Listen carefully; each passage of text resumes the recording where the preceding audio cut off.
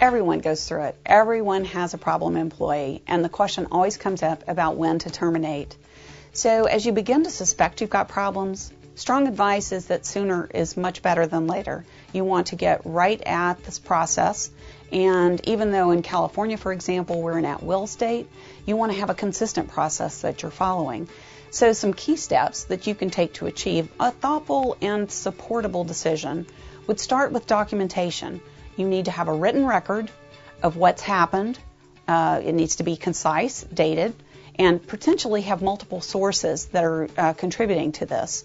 Additionally, you need to have some performance management going on. Has the employee been informed? Have they been given a chance to improve? Have they been given a chance to respond to the allegation?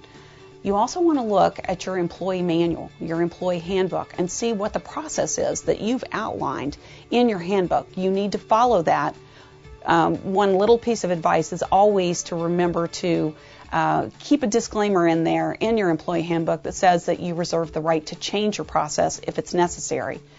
But then as we go back to other parts of the steps about termination, you want to make sure that you are checking the employer due diligence as well. Is your supervisor handling it correctly? Is it possible to do something internally that would make it better? For example, could you transfer the employee and be able to keep them and retain them?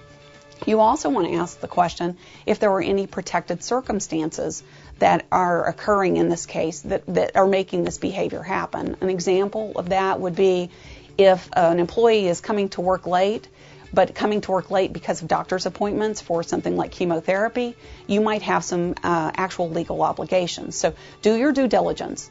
And then as a final recommendation, always seek legal advice.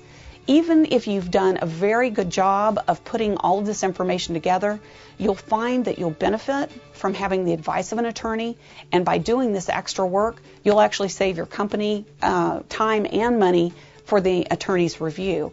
So when it comes time to terminate, be sure you've got your documentation in place and you've gone through these key steps to ensure that you have a proper decision to terminate and a proper process to terminate.